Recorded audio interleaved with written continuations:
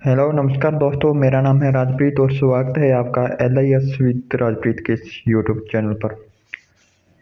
दोस्तों, पिछली क्लास में हमने पढ़ लिया था संयुक्त राज्य अमेरिका में जो 20वीं शताब्दी में पुस्तकालय विकास के बारे में। आज हम इस क्लास में पढ़ेंगे यूके के अंदर जो 20वीं शताब्दी में पुस्तकालयों का विकास हुआ था। कल वाली क्लास में हमने पढ़ा था USA के अंदर जो 20वीं शताब्दी में पुस्तकालयों का विकास हुआ था, उसके अंतर्गत हमने पुस्तकालय अधिनियम पढ़ा था। और उसके बाद में फिर हमने अमेरिकन जन पुस्तकालय विशेषता देख ली थी। संयुक्त राज्य अमेरिका राष्ट्रीय पुस्तकालय जो लाइब्रेरी ऑफ कांग्रेस है, जिसकी स्थापना 1800 में हुई थी, उसके बारे में देख लिया था। फिर नेशनल लाइब्रेरी ऑफ मेडिसिन, ये भी हमने कल वाली क्लास में देख ली थी। फिर national agriculture library, American library association, फिर कुछ अन्य पुस्तकालय संघ थे और इनका जो पुस्तकालय प्रशिक्षण था और वर्तमान स्थिति, इन सब के बारे में हमने कल वाली वीडियो के अंदर देख लिया था। यदि आपने वो वीडियो अभी तक नहीं देखी तो आप पहले वो वीडियो इस चैनल पर जाकर देख सकते हैं। आज का हमारा टॉपिक है वो है 20वीं शताब्दी में यूनाइटेड किंगडम में पुस्तकालयों का विकास। क्लास को स्टार्ट करने से पहले यदि आपने अभी तक हमारे इस चैनल को सब्सक्राइब नहीं किया तो चैनल को सब्सक्राइब करें। इसमें फर्स्ट पॉइंट है पुस्तकालय अधिनियम। यूनाइटेड किंगडम अर्थात यूके को समग्र विश्व में सन 1850 में सर्वप्रथम जन पुस्तकालय अधिनियम पारित करने का गौरव प्राप्त है। अर्थात यूके को जो पूरे विश्व में सर्वप्रथम 1850 में जन पुस्तकालय अधिनियम पारित करने का गौरव प्राप्त है। विश्व के अंदर सर्वप्रथम पुस्तकालय अधिनियम यूके ने 1850 में पारित किया। अधिनियम पारित कराने और पुस्तकालय अधिनियम को गति देने में ब्रिटिश म्यूजियम लाइब्रेरी के तत्कालीन सहायक ग्रंथालय एडवर्ड एडवर्ड्स, पार्लियामेंट के सदस्य विलियम एवार्ड तथा ब्रोथर्न के अतिरिक्त थॉमस ग्रीनवुड ने विशेष प्रयास किए। अधिनियम पारित कराने के लिए एक तो ब्रिटिश म्यूजियम लाइब्रेरी के जो सहायक लाइब्रेरियन थे, क्या नाम था उनका, एडवर्ड एडवर्ड्स, और एक पार्लियामेंट के सदस्य थे विलियम एवार्ड, और उनके अलावा ब्रोथर्टन थॉमस ग्रीनवुड ने भी विशेष प्रयास किया था। सन 1850 के पश्चात 1850 के बाद में ब्रिटेन में सन 1853 में, 1855, 1892, 1893 और 1898 में 19वीं शताब्दी में पुस्तकालय अधिनियम पारित हुए। 1850 के बाद में भी ब्रिटेन में 1853 के अंदर, 1855, 1892, 1893 और 1898 में भी 19वीं शताब्दी में पुस्तकालय अधिनियम क्या हुए, पारित हुए। इनका श्रेय मुख्य रूप से थॉमस ग्रीनवुड को है। इनका जो श्रेय जाता है वो जाता है थॉमस ग्रीनवुड।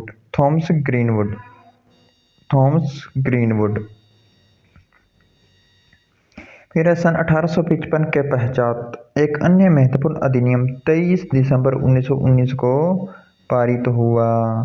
सन 1855 के पश्चात एक अन्य महत्वपूर्ण अधिनियम 23 दिसंबर 1919 को पारित हुआ। इस अधिनियम के द्वारा इंग्लैंड तथा वेल्स में पुस्तकालय उपकर की सीमा हटा दी गई। अर्थात जो 23 दिसंबर 1919 को अधिनियम पारित हुआ था, उसमें इंग्लैंड और वेल्स के जो पुस्तकालय थे उसमें जो उपकर राशेष की जो सीमा थी वो हटा दी थी। पुस्तकालय कर की सीमा इंग्लैंड और वेल्स के अंदर हटा दी थी। कब? 23 दिसंबर 1919 को। काउंटी परिषदें पुस्तकालय अधिनियम को अपने क्षेत्र में समूचे का समूचा अथवा किसी अंश के लिए अंगीकृत करने के लिए अधिकृत की गई। अर्थात काउंटी परिषद पुस्तकालय अधिनियम समूचे क्षेत्र को किसी अंश अथवा अंगीकृत करने के लिए अधिकृत की गई। इस अधिनियम को ब्रिटिश लाइब्रेरी एसोसिएशन का सहयोग प्राप्त हुआ। 1924 से 1938 के मध्य, अब 1919 के अंदर एक अधिनियम पारित कर दिया था जिसमें इंग्लैंड और वेल्स के जो पुस्तकालय थे उसमें जो लाइब्रेरी कर लगा हुआ था उनको हटा दिया गया, उनकी सीमा हटा दी गई। उसके बाद में 1924 से 1938 के मध्य नगर जन पुस्तकालयों में सदस्यों की संख्या दुगनी हो गई 1924 से 1938 के बीच में जो नगर जन पुस्तकालय थे उनमें सदस्यों की संख्या पहले से क्या होगी, दुगनी होगी, और काउंटी पुस्तकालयों के सदस्य में 87% की वृद्धि हुई। सन 1855 में पब्लिक लाइब्रेरी जो कि स्कॉटलैंड के अंदर है एक्ट पारित हुआ।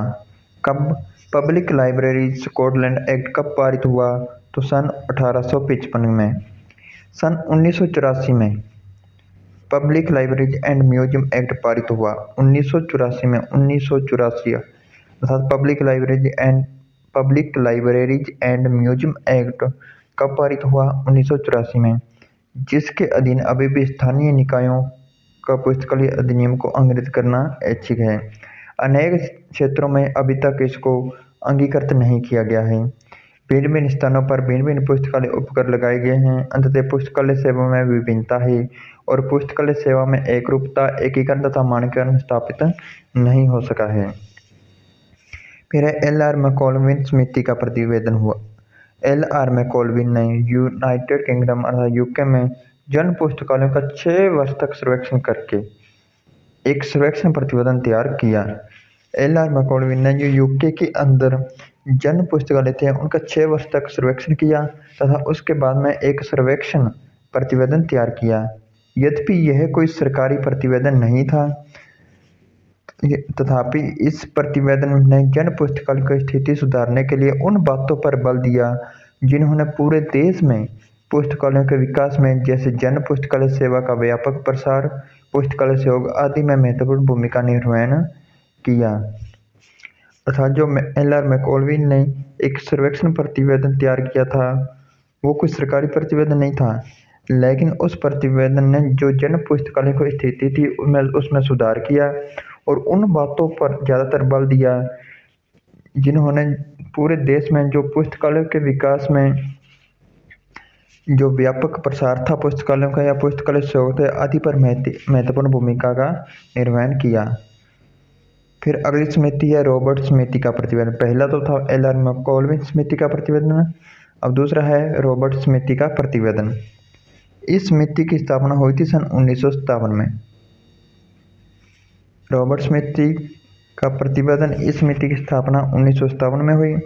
इसके अध्यक्ष थे सर सिडनी रॉबर्ट, जिसके नाम पर ही रॉबर्ट समिति बनी। इस समिति के प्रतिवेदन में जन पुस्तकालयों तथा अंतर ग्रंथालय सहयोग के क्षेत्र में और अधिनियम पारित करने की आवश्यकता व्यक्त की गई। इस समिति के प्रतिवेदन में क्या कहा गया कि जो जन पुस्तकालय है तथा जो अंतर ग्रंथालय है, इंटर लाइब्रेरी है, उनके सहयोग के क्षेत्र में और अधिनियम पारित करने की आवश्यकता है। इसका प्रतिवेदन सन 1959 में प्रकाशित हुआ। इसका जो प्रतिवेदन है वह कब 1959 में प्रकाशित हुआ, जबकि इस समिति की स्थापना 1957 में ही हो गई थी, लेकिन उसके 2 साल बाद में 1959 में इसका प्रतिवेदन प्रकाशित हुआ। इस समिति ने युगांतकारी अनुशंसाएं की जिनके कारण पुस्तकालय आंदोलन को बहुत बल मिला। इसी के फलस्वरूप सन 1984 में उपरोक्त public library and museum act जो कि 1964 पारित हुआ। 1984 के अंदर public library and museum act जो कि 1964 में पारित हो चुका था। फिर जन पुस्तकालय सेवा की वर्तमान स्थिति,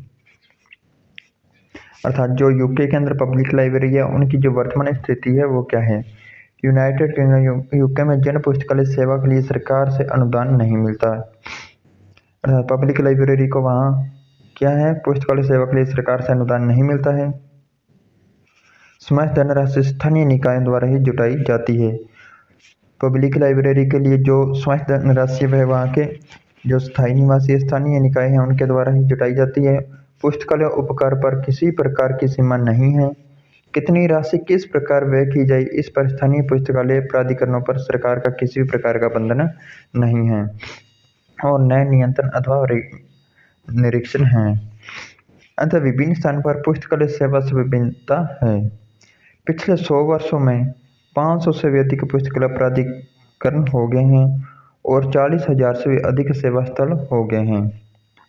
अर्थात यूके के अंदर जो पिछले 100 वर्ष उनमें से 500 से भी अधिक पुस्तकालय प्राधिकरण हो गए हैं और 40,000 से भी अधिक सेवा स्थल हो गए हैं, जिनमें 7,70,00,000 से अधिक पुस्तकें हैं।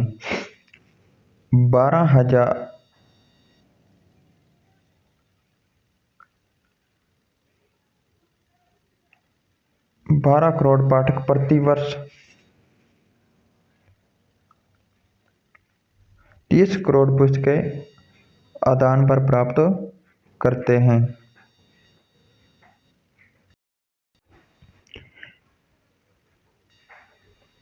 12 करोड़ पाठक प्रति वर्ष 30 करोड़ पुस्तकें आदान पर प्राप्त करते हैं। बेटे जन पुस्तकालय मुख्यतः 3 प्रकार की पुस्तकालय सेवाएं प्रदान की जाती हैं। 3 प्रकार के कौन कौन सी? एक तो घर पर पढ़ने के लिए ग्रंथों का आदान किया जाता है। पुस्तकालय परिसीमा में पाठ्य सामग्री के अध्ययन की सुविधा और पाठकों को सूचना सेवा अर्थात सेवा और सामयिक प्रकाशन पत्रिकाओं के वाचन की सुविधा दी जाती है। तीनों प्रकार की सेवाएं दी जाती है जन पुस्तकालयों के द्वारा। सन 1960 तक 100% अर्थात 100% जनता को जन पुस्तकालय सेवा प्राप्त हो गई। 1960 तक क्या है कि जनता को जन पुस्तकालय सेवा 100% प्राप्त हो गई। वहाँ प्रत्येक 3 व्यक्तियों एवं समाज में से एक व्यक्ति नियमित रूप से जन पुस्तकालय का उपयोग करता है।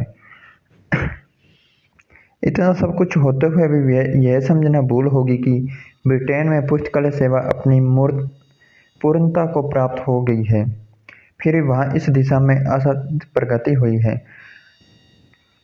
अर्थात इतना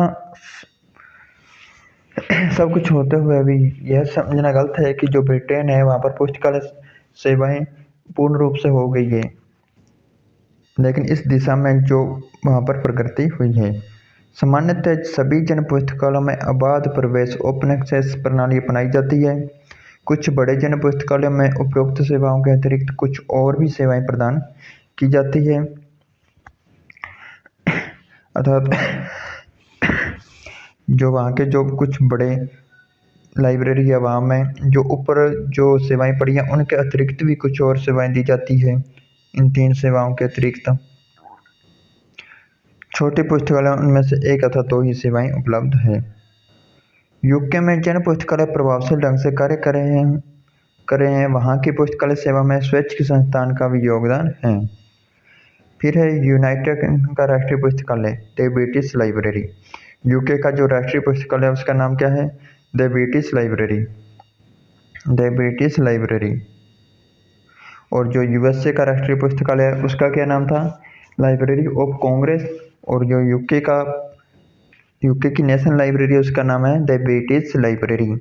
द ब्रिटिश लाइब्रेरी की स्थापना जुलाई 1973 में कब हुई? जुलाई 1973 के अंदर हुई थी। जुलाई 1973 में द ब्रिटिश लाइब्रेरी की स्थापना जुलाई 1973 में हुई। इसका उद्देश्य विद्यमान राष्ट्रीय और अर्धराष्ट्रीय पुस्तकालयों को विलय करके एक पुस्तकालय तंत्र का निर्माण करना था। जो इसका उद्देश्य था जो यूके के राष्ट्रीय पुस्तकालय का वो था कि जो राष्ट्रीय स्तर पर और जो अर्धराष्ट्रीय पुस्तकालय दोनों को मिलाकर एक पुस्तकालय तंत्र एक लाइब्रेरी सिस्टम का निर्माण किया जाए। इसके 3 प्रभाग हैं। एक तो संदर्भ प्रभाग, आदान प्रभाग और वाणगम्य सेवा प्रभाग। कौन कौन से 3 प्रभाग हैं? संदर्भ प्रभाग, आदान प्रभाग, वाणगम्य सेवा प्रभाग।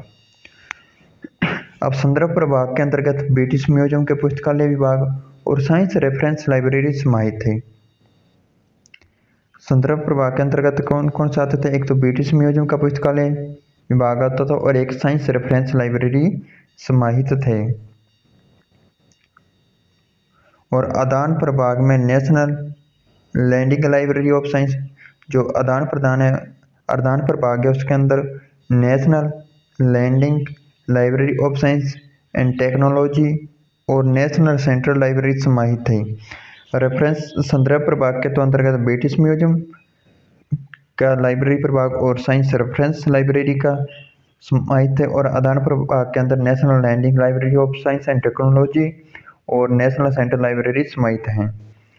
और वाणिज्य में सेवा के अंतर्गत ब्रिटिश नेशनल बिब्लियोग्राफी और कॉपीराइट रिसीट ऑफिस सम्मिलित हैं। वाणिज्य सेवा के अंतर्गत कौन कौन से? एक तो ब्रिटिश नेशनल बिब्लियोग्राफी और कॉपीराइट रिसीट ऑफिस सम्मिलित थे। ब्रिटिश लाइब्रेरी यूके में समस्त पुस्तकालय सेवाओं और पुस्तकालय तंत्र का केंद्र बिंदु है। जो ब्रिटिश लाइब्रेरी है, जो कि यूके का जो राष्ट्रीय पुस्तकालय है ब्रिटिश लाइब्रेरी, वो समस्त पुस्तकालय सेवाओं और पुस्तकालय तंत्र का क्या है? केंद्र बिंदु है। यूके में प्रकाशित प्रत्येक ग्रंथ के प्रति इसको निःशुल्क प्राप्त होती है। अर्थात यूके के अंदर जो भी पुस्तकें प्रकाशित होती है उसकी एक कॉपी ब्रिटिश लाइब्रेरी को निःशुल्क प्राप्त होती है। ये पुस्तकालय ब्रिटिश जनता और प्रवासियों को पत्राचार के द्वारा विभिन्न प्रकार की सेवाएं प्रदान करता है। जो ब्रिटिश लाइब्रेरी है वह जनता और प्रवासियों को पत्राचार के द्वारा क्या विभिन्न सेवाएं प्रदान करता है। यह पुस्तकालय सही अर्थ में एक राष्ट्रीय पुस्तकालय है। इस पुस्तकालय के अतिरिक्त the science library, the patent office library, Victoria and Albert museum library, geological museum library और department of scientific and industrial research library आदि अन्य बड़े पुस्तकालय भी यूके के अंदर हैं। ब्रिटिश लाइब्रेरी के अलावा यूके के अंदर एक तो science library, the patent office library, Victoria and Albert museum library, geological museum library और department of scientific and industrial research library भी है। अब the library association United Kingdom है। The library association of the United Kingdom, जिसको सामान्यतः the library association के नाम से पुकारा जाता है। द लाइब्रेरी एसोसिएशन का दूसरा नाम क्या है? The library association of United Kingdom, जिसको सामान्यतः द लाइब्रेरी एसोसिएशन के नाम से जाना जाता है। इसकी स्थापना वो 1877 में हुई थी। किसकी? द लाइब्रेरी एसोसिएशन की। और जो यूके का राष्ट्रीय पुस्तकालय था द ब्रिटिश लाइब्रेरी, उसकी स्थापना 1973 जुलाई 1973 के अंदर, और द लाइब्रेरी एसोसिएशन इसकी स्थापना 1877 के अंदर। इसकी स्थापना का श्रेय किसको दिया जाता है? एडवर्ड बी निकोलसन को है। इसकी स्थापना का श्रेय एडवर्ड बी निकोलसन को। उस समय इसका मुख्य उद्देश्य निम्नानुसार निश्चित किया गया। कौन कौन से उद्देश्य थे? विद्यमान पुस्तकालयों का सर्वश्रेष्ठ सामान्य प्रशासन और वहां वांछनीय हो। नवीन पुस्तकालय की स्थापना के लिए पुस्तकालय में कार्यरत रुचि लेने वाले समस्त लोगों को संगठित करना। अर्थात जो विद्यमान पुस्तकालयों का श्रेष्ठतम सामान्य प्रशासन जहां वांछनीय हो, वहां नवीन पुस्तकालय की स्थापना के लिए पुस्तकालय में कार्यरत अथवा रुचि लेने वाले समस्त लोगों को संगठित करना चाहिए। इसका उद्देश्य वाणिज्य अनुसंधान बिब्लियोग्राफिकल रिसर्च को प्रोत्साहित करना भी होगा। कालांतर में इसका मुख्य उद्देश्य पुस्तकालयों की स्थिति तथा योग्यताओं को उन्नत करने के लिए आवश्यक प्रयास करना हो गया। इसका उद्देश्य क्या था? जो पुस्तकालयों की स्थिति तथा उनकी जो योग्यताओं को उनको उच्च करने के लिए, उत्तम करने के लिए आवश्यक प्रयास किया गया। परंतु फिर भी यह संघ केवल पुस्तकालय कर्मियों के हितों के लिए ही कार्यशील नहीं रहा। ऐसे अनेक व्यक्ति भी इसके सदस्य रहे जो पुस्तकालय व्यवसाय में कार्यरत नहीं थे। सन 1898 में इस संघ को सरकार की मान्यता प्राप्त हुई। इस संघ की स्थापना तो हुई थी 1897 के अंदर, 1877 में किसकी? दी लाइब्रेरी एसोसिएशन की। लेकिन इसे सरकार द्वारा मान्यता कब प्राप्त हुई? 1898 में। सन 1973 में इस संघ के सदस्यों की संख्या लगभग 21,000 थी।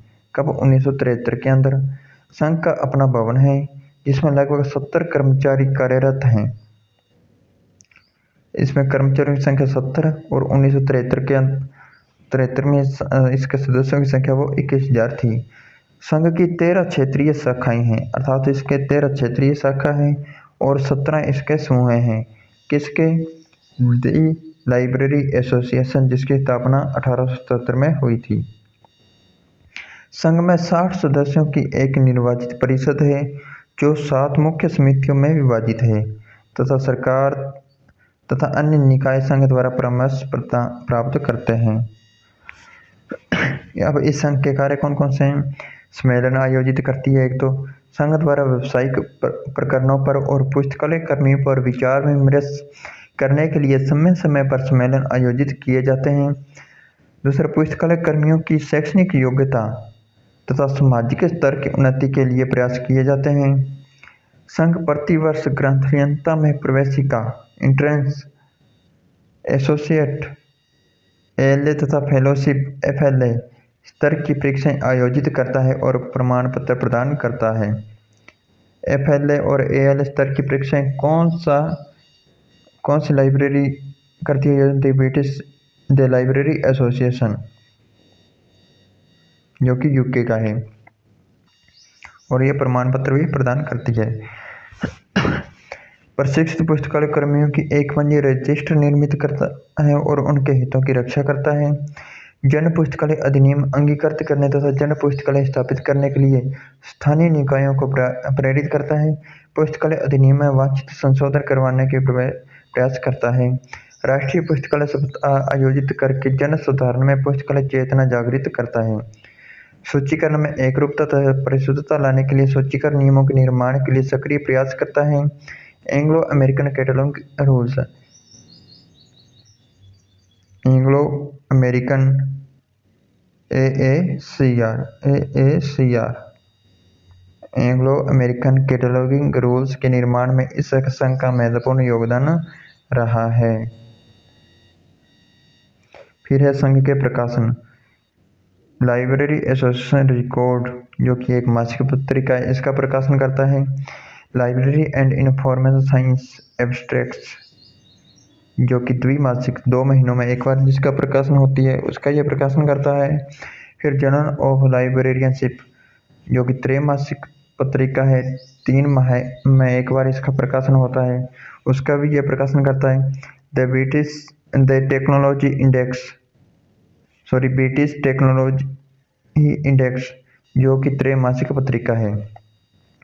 एक तो मासिक पत्रिका है लाइब्रेरी एसोसिएशन रिकॉर्ड, और एक है द्विमासिक जिसका नाम है library and information science abstracts, और 2 है वो है त्रैमासिक। कौन कौन से? पहला तो है जर्नल ऑफ लाइब्रेरियनशिप और ब्रिटिश टेक्नोलॉजी इंडेक्स। इसके अब अन्य पुस्तकालय संघ कौन कौन से हैं?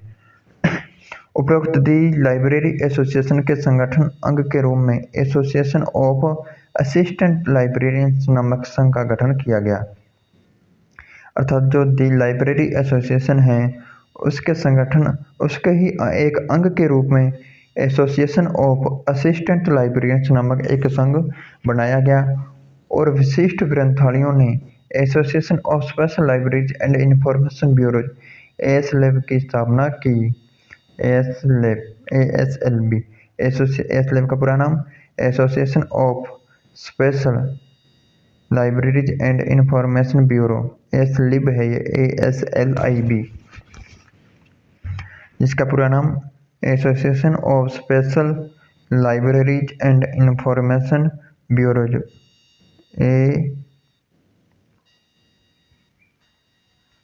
जो है ये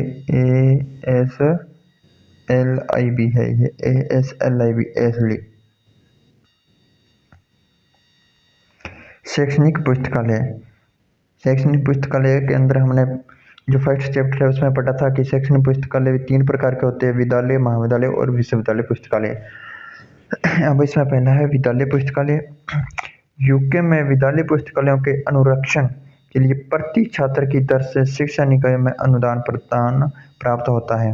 अर्थात यूके में जो विद्यालय पुस्तकालय है उनके अनुरक्षण के लिए प्रति छात्र की दर से शिक्षा निकाय में क्या अनुदान दिया जाता है। विद्यालय पुस्तकालय सामान्यतः अंशकालिक शिक्षक ग्रंथालय के अंतर्गत सेवा प्रदान करते हैं।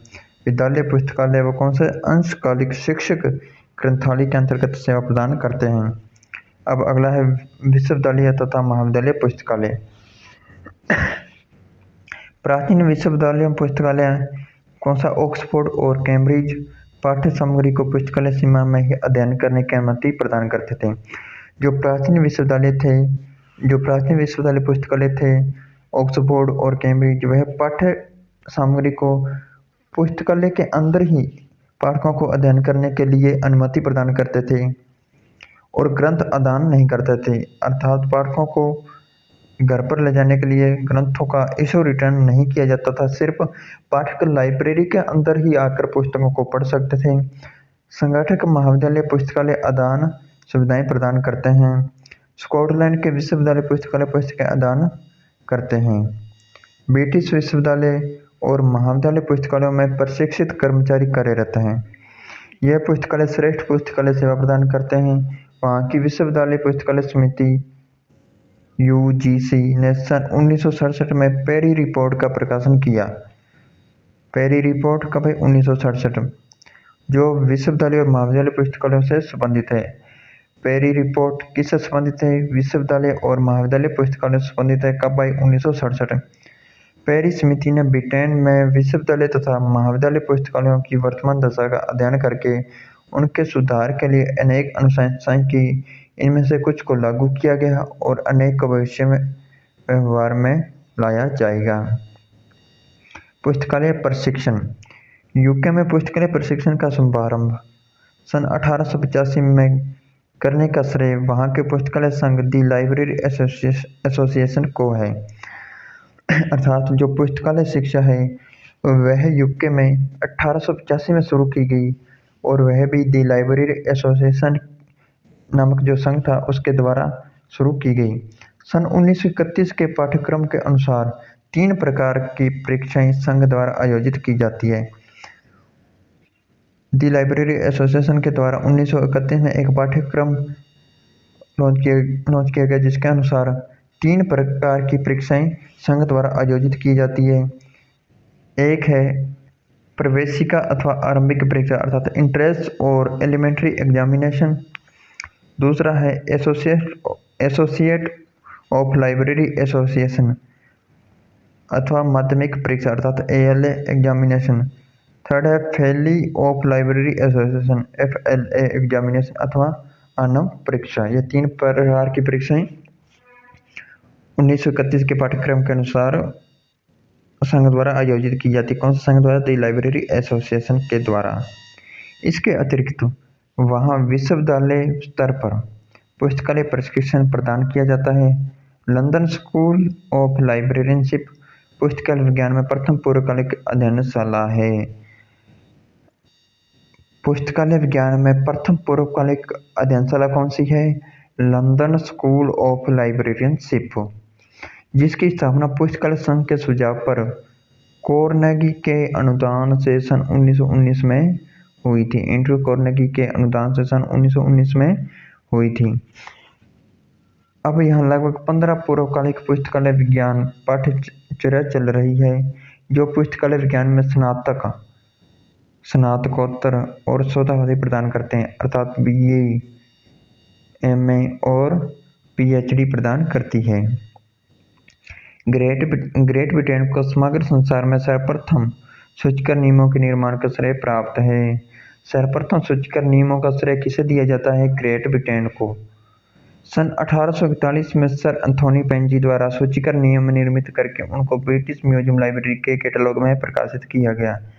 अर्थात विश्व का पहला सूचीकरण जो नियम है वह सन 1841 में सर एंथोनी पेंजी द्वारा निर्मित किए गए और उनको ब्रिटिश म्यूजियम लाइब्रेरी के कैटलॉग में प्रकाशित किया गया। पुस्तकालय विकास से संबंधित प्रमुख व्यक्ति कौन कौन से हैं? यूके में पुस्तकालय विकास में एंड्रयू कार्नेगी तथा JP एडवर्ड्स का योगदान विशेष रूप से उल्लेखनीय। एक तो एंड्रयू कार्नेगी और दूसरा JP एडवर्ड्स का। कार्नेगी द्वारा कार्नेगी यूनाइटेड किंगडम ट्रस्ट की स्थापना की गई। इस न्यास ने राष्ट्रीय केंद्रीय पुस्तकालय, पुस्तकालय संघों, ग्रंथालयों तथा अभिलेखागार की अध्ययनशालाओं को भी अनुदान दिया। किस किस में अनुदान दिया? पुस्तकालय संघों में, राष्ट्रीय केंद्रीय पुस्तकालय में, जो ग्रंथालय तथा अभिलेखागार की अध्ययनशालाओं को भी अनुदान दिया। एडवर्ड्स ने लंदन तथा अपनी काउंटी में स्थित लगभग 20 पुस्तकालयों को भवन तथा ग्रंथ अनुदान प्रदान किया। किसने? एडवर्ड्स ने। इस प्रकार के अनुदानों से यूनाइटेड किंगडम में पुस्तकालयों की संख्या बड़ी तीव्र गति से बढ़ने लगी। यूनाइटेड किंगडम में पुस्तकालय सहयोग पुस्तकालय सहयोग की दृष्टि से समस्त देश को कई क्षेत्रों में विभाजित किया गया, जिनमें से प्रत्येक में उसमें सम्मिलित पुस्तकालयों की संघ सूची विद्यमान है। यदि कोई पाठक ऐसे किसी ग्रंथ का इच्छुक होता है तो स्थानीय पुस्तकालय में उपलब्ध नहीं होता है, तो उसके आवेदन पत्र को उस क्षेत्र के मुख्यालय को भेज दिया जाता है। मुख्यालय में यह ज्ञात किया जाता है कि ग्रंथ उस क्षेत्र के किस पुस्तकालय में उपलब्ध है, जहाँ से उसको उक्त पुस्तकालय को ग्रंथालयीन आदान पर भेज दिया जाता है। अर्थात यदि एक लाइब्रेरी के अंदर पुस्तकें उपलब्ध नहीं है तो उसे दूसरी लाइब्रेरी में भेज दिया जाता है। उक्त क्षेत्र के किसी भी पुस्तकालय में ग्रंथ उपलब्ध न होने की स्थिति में उसके आवेदन पत्र को राष्ट्रीय पुस्तकालय भेज दिया जाता है।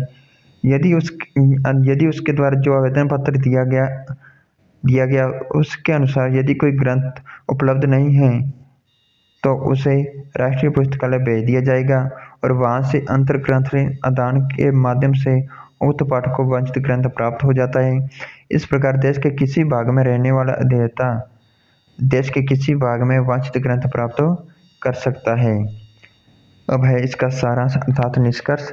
एक तो यूएसए का जो अमेरिका है, यूएसए संयुक्त राज्य अमेरिका और यूके दोनों देश पुस्तकालय विकास की दृष्टि से समग्र विश्व में काफी उन्नत हैं।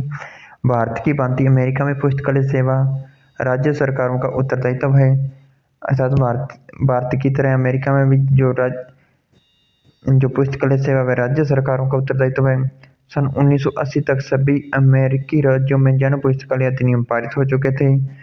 संयुक्त राज्य अमेरिका के राष्ट्रीय पुस्तकालय, जिसका नाम है लाइब्रेरी ऑफ कांग्रेस, की गणना संसार के विशालतम पुस्तकालयों में होती है। ऐसे इसके अतिरिक्त वहाँ शिक्षा तथा कृषि क्षेत्र में राष्ट्रीय पुस्तकालय हैं। कहाँ पर? यूएसए में। अमेरिकन लाइब्रेरी एसोसिएशन संसार का सर्वप्रथम पुस्तकालय संघ है, अर्थात जो AL है, अमेरिकन लाइब्रेरी एसोसिएशन, जिसकी स्थापना 1876 में हुई थी। वह क्या है? संसार का सर्वप्रथम पुस्तकालय संघ और सबसे बड़ा पुस्तकालय संघ है, जिसकी स्थापना सन 1876 में हुई। सर्वप्रथम पुस्तकालय प्रशिक्षण भी सन 1883 में अमेरिका में प्रदान किया गया, जो कि मेलविल डेवी द्वारा प्रदान किया गया था। अमेरिका में जन पुस्तकालयों को लोक विश्वविद्यालयों की संज्ञा प्राप्त है। अमेरिका में जन पुस्तक पब्लिक लाइब्रेरी क्या कहा जाता है? लोक विश्वविद्यालयों, अर्थात लोगों का जो यूनिवर्सिटी है और उसकी संज्ञा दी गई है जन पुस्तकालयों को। और अमेरिका को पुस्तकालयों की भूमि भी कहा जाता है। अमेरिका में पुस्तकालय विकास की दृष्टि से कार्नेगी का योगदान सदैव स्मरणीय रहेगा, क्योंकि उन्होंने पुस्तकालय के भवन के लिए एक बहुत बड़ा अनुदान दिया था। फिर हमने पढ़ा यूनाइटेड किंगडम में विश्व का सर्वप्रथम जन पुस्तकालय अधिनियम 1850 में पारित हुआ था। सन 1960 तक इसमें 7% ब्रिटेन जनता को जन पुस्तकालय सेवा सुलभ हो गई थी। वहाँ जन पुस्तकालय प्रभावशाली ढंग से कार्य कर रहे हैं। यहाँ का राष्ट्रीय पुस्तकालय क्या है? कौन सा? द ब्रिटिश लाइब्रेरी भी गणना संसार के विशाल पुस्तकालयों में से एक है, अर्थात यूके का राष्ट्रीय पुस्तकालय का नाम था द ब्रिटिश लाइब्रेरी। इस देश में दी लाइब्रेरी एसोसिएशन के नाम से पुस्तकालय संघ की स्थापना हुई। यहाँ का जो पुस्तकालय संघ है उसका नाम है दी लाइब्रेरी एसोसिएशन। सन 1877 में, जिसकी स्थापना कब हुई थी? 1877 में।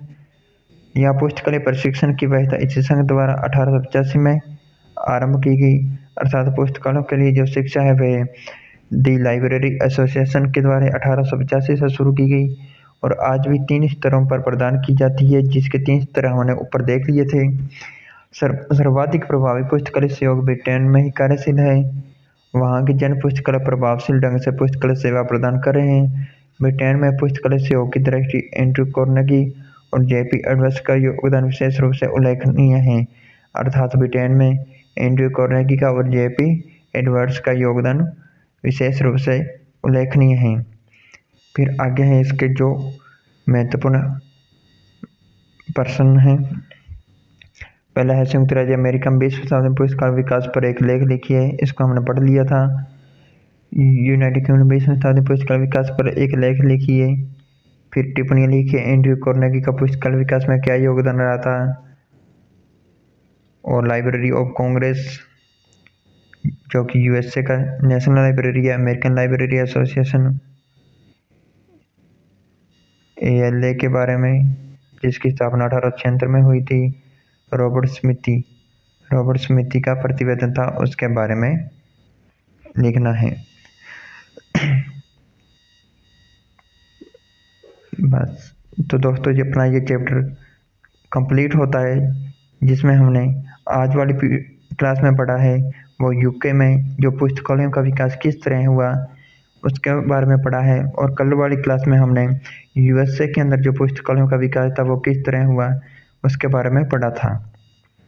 इससे पहले हमने 2 चैप्टर कंप्लीट कर लिए थे, जिसकी वीडियो आप इसी चैनल पर देख सकते हैं। और कल वाली क्लास में अब हम पढ़ेंगे जो भारत में पुस्तकालयों का विकास स्वतंत्रता के बाद भारत में पुस्तकालयों का विकास किस तरह से हुआ उसके बारे में हम कल वाली क्लास में पढ़ेंगे। तो दोस्तों, आपको आज वाली क्लास कैसे लगी कमेंट करके ज़रूर बताएं। क्लास अच्छी लगी हो तो वीडियो को लाइक करें, चैनल को पहली बार देख रहे हो तो चैनल को सब्सक्राइब करें और ज़्यादा से ज़्यादा अपने दोस्तों के साथ शेयर करें।